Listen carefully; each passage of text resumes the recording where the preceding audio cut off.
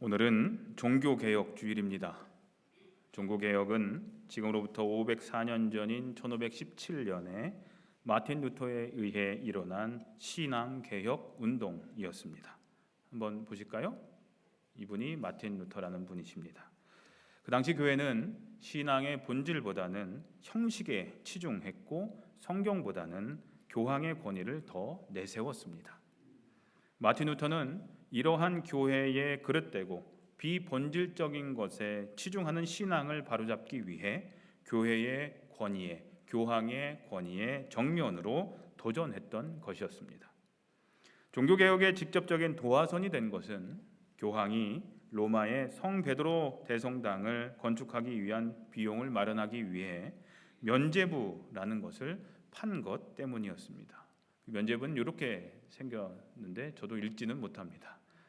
이렇게 생겼습니다. 이 면죄부가 뭐냐면 헌금하면 그 죄가 없어진다라는 죄 명목으로 교회가 오랫동안 발행해 오던 증서였는데요. 특별히 성당 건축을 위한 큰 돈이 필요했기 때문에 대대적으로 이 면죄부라는 것을 남용하기 시작한 것이 문제가 된 것입니다.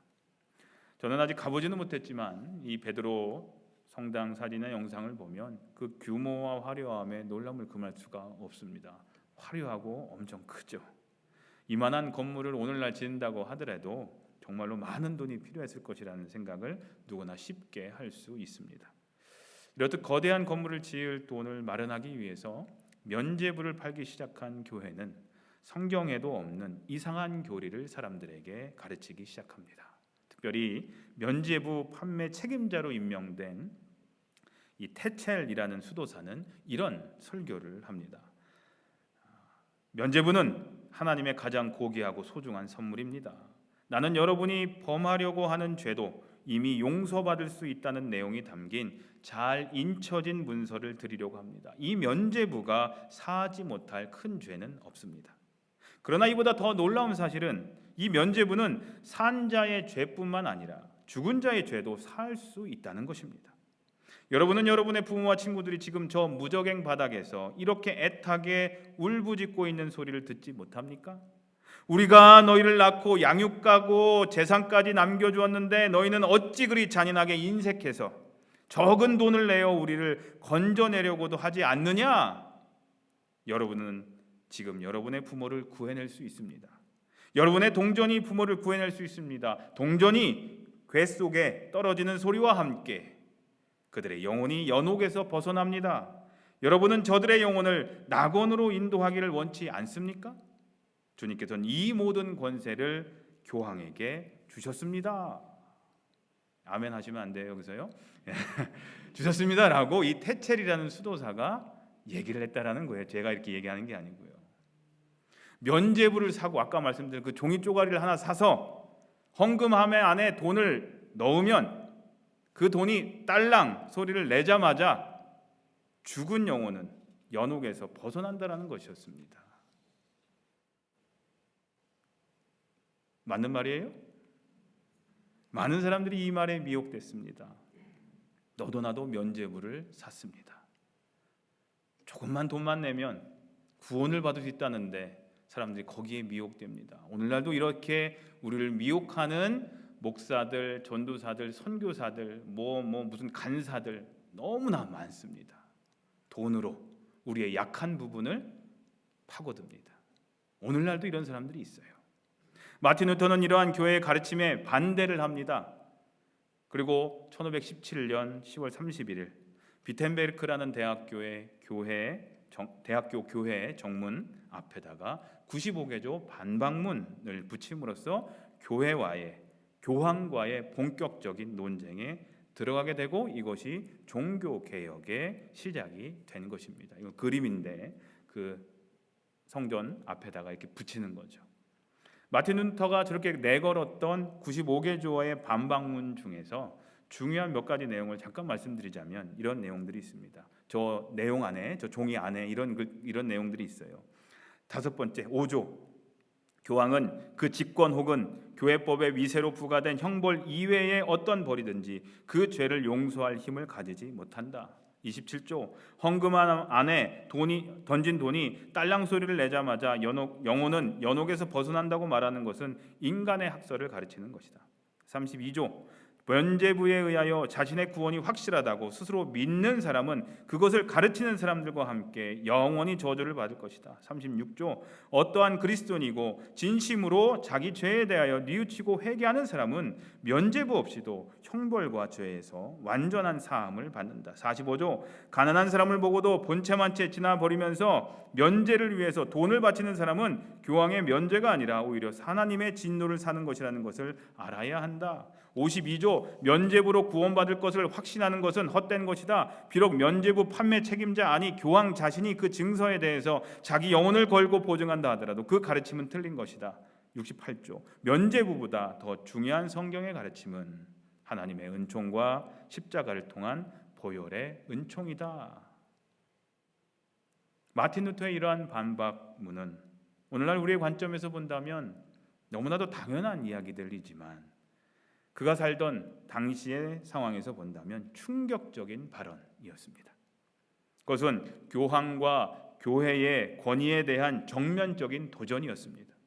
사회에서 매장당하고 심지어 죽음을 당할 것을 각오해야 했던 발언들이었습니다. 그러나 그는 자기의 신앙 양심을 저버리지 않고 하나님 말씀에 근거한 자신의 믿음을 고백했던 것입니다.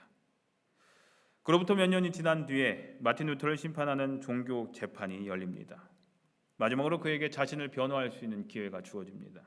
재판관이 마틴 루터에게 모든 주장을 철회할 것을 요구하자 그는 사람들 앞에서 담대하게 이렇게 말합니다. 내 주장이 성서적으로나 논리적으로 틀렸다는 것이 확실히 증명되지 않는 한 나는 내 주장을 절대로 철회할 수 없습니다.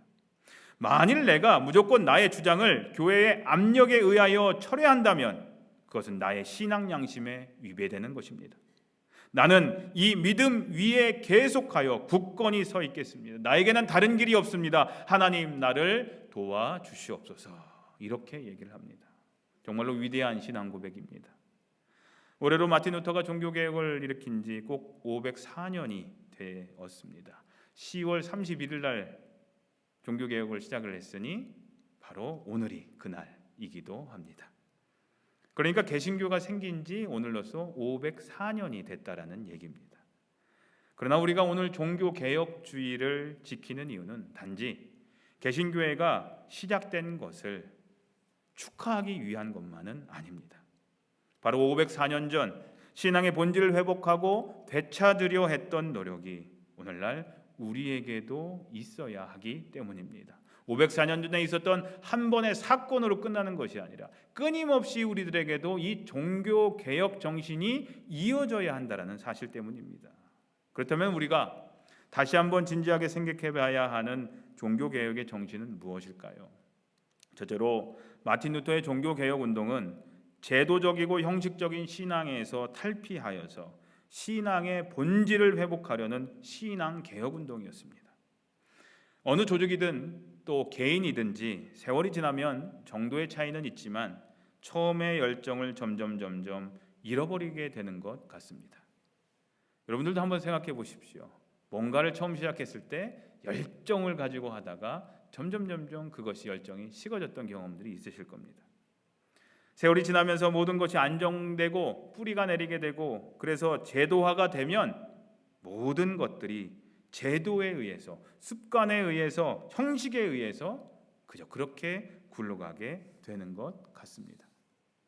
우리는 사도행전을 통해서 초대교회가 얼마나 뜨거운 신앙과 열정을 가졌었는지를 잘 알고 있습니다. 그리고 주후 313년에 기독교가 콘스탄티누스 황제에 의해서 로마 제국의 국교로 공인되기 전까지 이 300년 기간 동안 기독교가 많은 박해를 받긴 했지만 그때가 오히려 교회가 더 부흥했던 시기였고 기독교인들의 신앙도 더 뜨겁고 더 진지했던 시기였습니다.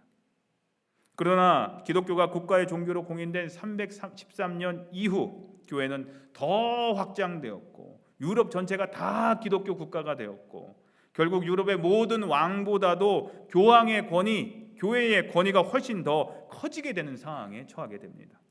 이런 상황이 되자 교세는 더 커지기는 했지만 기독교 신앙은 점점 더 형식화가 되어갔고 점점 더 습관화가 되어갔습니다. 루터의 종교개혁은 바로 이러한 잘못된 흐름을 다시 바로잡아 보려는 신앙개혁 운동이었던 것입니다. 그런데 그러한 신앙개혁, 신앙회복운동이 시작된 지 500여 년이 지난 오늘날 교회는 또다시 500년 전과 똑같은 사이클을 반복하고 있다라는 생각이 듭니다. 500여 년 전에 타락했던 그 모습을 또 우리는 답습하고 있지 않나라는 생각을 해봅니다. 소위 메인라인 처치라고 불리는 정통 교단들이 있습니다. 여러분들 뭐 교단 얘기하라고 하면 딱 떠오르는 세계 교단이 있죠. 장로교, 감리교, 침례교. 그런 메인라인 처치들, 정통 교단들은 이제는 형식적이고 습관적인 신앙에 안주하려는 경향이 나타나고 있습니다. 안타까운 현실을 바라봅니다. 우리 교회가 소속된 연합감리교회 역시 예외는 아닙니다. 그런 모습들이 있습니다. 여전히. 저도 막 뜯어 고치고 싶은 부분들이 있는데 아주 형식적인 부분들이 너무나 많아요. 오늘날 교회가 다시 초대교회의 모습을 회복해야 될 줄로 믿습니다. 우리 교회가 그러한 초대교회의 열정을 회복하는 교회가 되기를 주님의 이름으로 간절히 소원하며 기도합니다.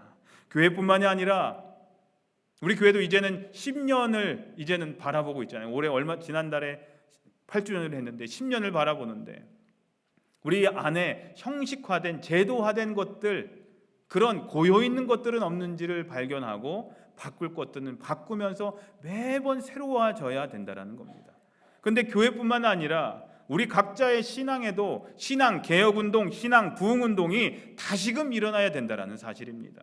우리들의 신앙의 순수한 열정을 절대 잃어버려서는 안 됩니다. 에베소 교회가 처음 사랑을 잃어버렸기 때문에, 그 첫사랑을 잃어버렸기 때문에 책망받았던 것을 우리는 기억합니다. 요한계시록 2장에 에베소 교회 전사에게 이렇게 써보내라. 오른손에 7뼈를 쥐시고 7 금촛대 사이를 거느시는 이가 말씀하신다. 나는 네가 한 일과 네 수고와 인내를 알고 있다. 또 나는 네가 악한 자들을 참고 내버려 둘 수 없던 것과 사도가 아니면서 사도라고 자칭하는 자들을 시험하여 그들이 거짓말쟁이임을 밝혀낸 것도 알고 있다. 너는 참고 내 이름을 위하여 고난을 견디어내고 낙심한 적이 없다. 그러나 너에게 나무랄 것이 하나 있다. 그것은 네가 처음 사랑을 버린 것이다. 그러므로 네가 어디에서 떨어졌는지를 생각해내서 회개하고 처음에 하던 일을 하여라. 네가 그렇게 하지 않고 회개하지 않으면 내가 가서 네 촛대를 그 자리에서 옮기겠다라고 책망하십니다. 오늘 종교개혁주의를 맞이하면서 저와 여러분들의 신앙에도 조용하지만 아주 구체적인 신앙개혁 운동이 일어나기를 간절히 소원합니다. 예수님을 향한 첫사랑을 다시 회복하기를 소원합니다. 하나님과 예수님에 대한 사랑, 십자가에 대한 열정, 교회를 사랑하는 그 순수한 마음들이 다시 오늘을 기점으로 회복되시기를 간절히 기도합니다. 둘째로 마틴 루터의 종교개혁 운동은 복음의 본질을 회복하려는 신앙개혁 운동이었습니다. 복음의 본질. 구원은 우리가 율법을 지킴으로 오는 것인가? 아니면 하나님께서 거저 주시는 은혜인가? 구원은 우리가 율법을 지킴으로 뭔가를 행함으로 오는 것인가? 아니면 하나님께서 거저 주시는 은혜인가? 이것은 기독교 역사상 가장 중요한 질문 중 하나였습니다. 구약은 율법을 지킴으로 인간이 하나님께 의로움을 받게 된다 가르쳤습니다. 그러나 예수님께서 그 원칙을 바꿔주셨습니다. 우리가 율법을 지킴으로 의롭게 될 수 없기 때문입니다. 사도 바울의 가르침도 바로 그것입니다. 율법학자였고 율법을 지켜야 한다고 누구보다 앞장섰던, 그렇게 주장했던 그가 율법이 아니라 은혜로 우리가 구원을 받게 된다는 것을 깊이 깨닫고 전하했던 겁니다. 그가 에베소 교회에 전한 다음과 같은 말씀이 바로 이것을 강조하여 가르치는 내용입니다. 에베소 2장 8절에서 9절에 여러분은 믿음으로 말미암아 은혜로 구원을 받았습니다. 여러분은 믿음으로 말미암아 은혜로 구원을 받았습니다. 이것은 여러분에게서 난 것이 아닙니다. 바로 하나님의 선물입니다. 구원이 행위에서 난 것이 아님은 아무도 그것을 자랑할 수 없게 하려고 하시는 것입니다. 라고 말씀하십니다. 그런데 초대교회 역사를 보면 율법으로 다시 돌아가려는 움직임들이 많이 있었던 것을 알게 됩니다. 아마도 초대교회 그리스도인들 중에서 많은 사람들이 율법을 중요시하는 유대인들이었기 때문에 그랬을 것 같습니다. 그때마다 교회는 신앙의 본질은 율법을 지키는 것에 있지 않고 하나님의 은혜에 의지하는 것이 있음을 다시 확인하고 있습니다. 근데 사람들은 항상 자기가 무엇인가 선한 일을 해야 구원을 얻을 수 있을 것이라는 생각을 떨쳐버리지 못했던 것 같습니다. 여러분들도 그러십니까? 내가 뭔가를 해야만 구원을 얻을 수 있다라고, 하나님께 인정받을 수 있을 것이라고 생각하십니까? 그러한 인간의 심리를 교묘하게 이용한 것이 바로 면죄부였습니다. 500여 년 전에만 이 면죄부가 있는 줄 아십니까? 오늘날도 수많은 목회자들이, 교회들이 교묘하게 이런 심리를 이용하여서 뭔가 해야 된다라고 자꾸 강조를 합니다. 너도 어느 정도 값을 치러야 한다라는 논리입니다. 네가 하나님께 은혜를 받기 위해서는 뭘 해야지, 헌금을 하든지 뭘 해야지 하는 그런 얄팍한 인간의 심리를 이용하는 것들이 얼마나 많은지 모릅니다. 그럴듯해 보이죠. 내가 뭘 해야만 하나님이 나를 더 사랑해 주신다고, 내가 뭘 해야만 하나님이 나에게 은혜를 더 내려주신다고, 그렇게 우리는 생각합니다. 그리고 자기가 어느 정도 값을 지불하면, 500여 년 전엔 눈에 보이는 증서를 내가 받게 되면, 그 증서를 보면 자기가 구원받았다라는 확실한 증거로 보였기 때문에 거기에 미혹될 수밖에 없었다라는 겁니다. 근데 오늘날도 마찬가지예요. 우리도 마찬가지예요. 내가 뭘 했으니까, 옛날에 내가 교회를 위해서 내가 옛날에 뭐를 했고 뭐를 도네이션했고 뭘 했으니까 하나님이 나를 인정해 주시겠지, 그렇게 생각을 합니다. 기브 앤 테이크예요. 내가 줬으니까 내가 뭘 받겠지. 똑같은 겁니다. 면죄부와. 근데 이것은 잘못된 가르침이었습니다. 그래서 사도 바울은 오늘 본문 말씀에서 이렇게 얘기를 합니다. 나는 복음을 부끄러워하지 않습니다. 이 복음은 유대 사람들을 비롯하여 그리스 사람에게 이르기까지 모든 믿는 사람을 구원하는 하나님의 능력입니다. 하나님의 의가 복음에 나타나 있으며 믿음으로 믿음에 이르게 합니다. 이것은 성경에 기록된 바 의인은 믿음으로 살 것이다 한 것과 같습니다 라고 얘기를 합니다. 마틴 루터가 바로 이 말씀을 붙잡고 기독교 신앙의 본질이 무엇인가를 다시 한번 주장하게 된 것입니다. 기독교 가르침 중에 가장 중요한 것, 바로 하나님의 은혜입니다. 한번 따라해 보실까요? 하나님의 은혜. 십자가가 앞에 있죠. 기독교의 상징인 십자가의 뜻이 무엇입니까? 뭐 영화에서 나오는 것처럼 십자가를 드라큘라한테 탁 대면 뭐 마귀가 물러가고 그런 거라고 생각하십니까? 십자가는 우리를 향하신 하나님의 사랑과 은혜의 결정체입니다. 이걸 바라볼 때마다 우리가 기억해야 될 것이 십자가입니다. 액세서리로 쓸 그런 것들이 아니라 십자가를 바라볼 때마다 하나님께서 나를 위해서 예수님을 통해서 무슨 일을 해주셨는지를 기억하고 감사해야 되는 것입니다. 그것이 십자가의 의미죠.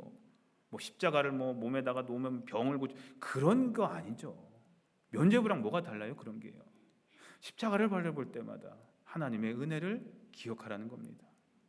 이 자리에 여러분들이 오실 때마다 제일 먼저 보게 될 것이 뭐예요? 십자가잖아요. 하나님의 은혜를 기억하라. 그렇기 때문에 우리는 하나님의 은혜만을 의지해야 합니다. 내가 뭔가를 이루었다거나 내가 이루어야겠다라는 생각을 버려야 합니다.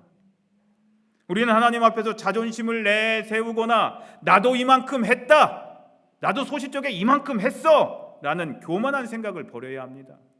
이러한 생각들은 내가 어느 정도 값을 치르고 면죄부를 사겠다라는 생각과 다를 바가 없기 때문입니다. 오늘 종교개혁주의를 맞이해서 다시 한번 기독교 복음의 본질인 하나님만을 의지하는 신앙을 회복하게 되시기를 간절히 기도합니다. 셋째로 마틴 루터의 종교개혁운동은 하나님의 말씀으로 돌아가자라는 신앙개혁운동이었습니다. 하나님의 말씀으로 돌아가자. 그 당시 사람 대부분이 그러했듯이 마틴 루터도 모태신앙을 가졌던 사람이었습니다. 그가 나중에 신학교에 가서 성경을 읽기 전에는 그저 교회가 가르치는 것이 신앙의 전부인 줄 알았었습니다. 그런데 그가 신부가 돼서 성경을 읽기 시작하자 그동안 자기가 가지고 있던 신앙의 내용 중에 잘못된 부분들이 참 많다라는 것을 깨닫게 됩니다. 자기가 갖고 있었던 또 많은 사람이 갖고 있었던 신앙의 내용이 성경의 가르침과는 많이 동떨어져 있음을 발견하게 된 겁니다. 그래서 루터는 신앙개혁은 말씀개혁 운동으로부터 시작되어야 함을 깨닫고 말씀 회복 운동에 앞장섰던 겁니다. 그가 성경을 독일말로 번역해서 많은 사람들에게 읽히게 했던 이유가 바로 그 이유입니다.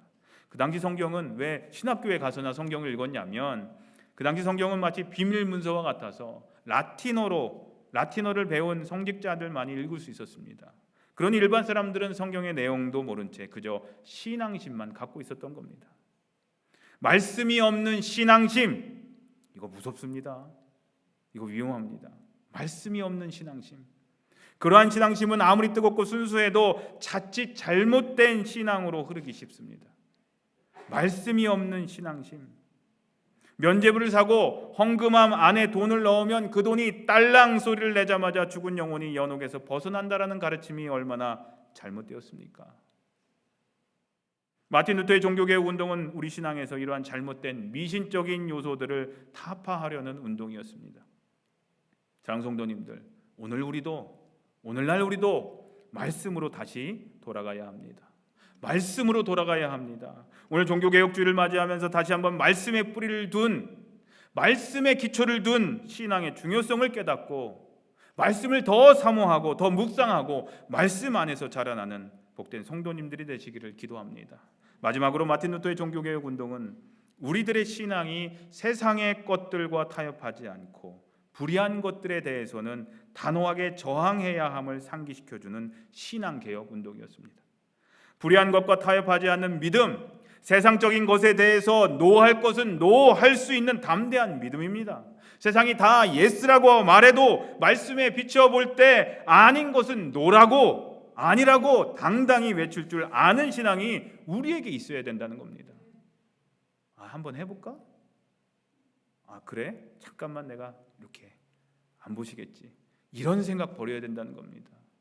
노라고 얘기할 땐 노라고, 예스라고 얘기할 땐 당당히 예스라고 얘기할 줄 아는 신앙이 되어야 된다는 겁니다. 세상 물결을 따라가는 교회가 아니라, 세상 풍조를 따라가는 교회가 아니라 세상의 물결과 풍조에 거슬러 올라가면서 예언자적인 사명을 감당하는 교회가 되어야 합니다. 아닌 건 아니라고 얘기할 줄 아는 교회가 되어야 합니다. 이제 말씀을 정리합니다. 마틴 루터의 종교개혁 운동은 첫째로 제도적이고 형식적인 신앙에서 탈피하여서 신앙의 본질을 회복하려는 신앙개혁 운동이었습니다.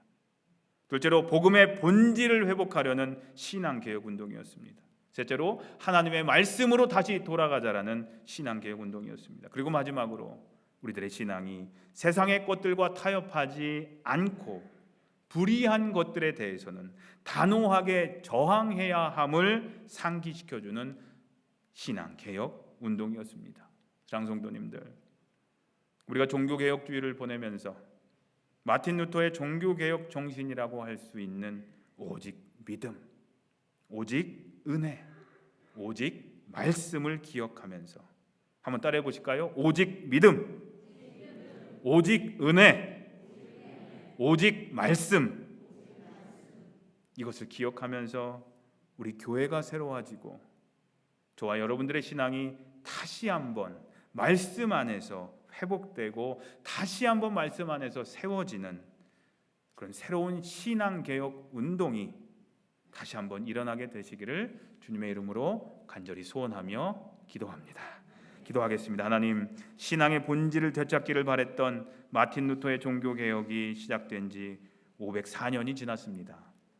그 신앙개혁 운동이 오늘날 저희에게도 필요함을 느낍니다. 바로 나로부터 시작되어야 한다라는 마음을 가지고 우리 안에 형식화된 잘못된 신앙의 모습이 만약 있다면 주님, 남이 아닌 다른 사람이 아닌 바로 나부터 변할 수 있게 해 주시옵소서. 우리 힘으로는 불가능하지만 성령 하나님께서 우리 안에 역사하셔서 신앙의 본질, 신앙의 첫사랑을 회복시켜 주시옵소서.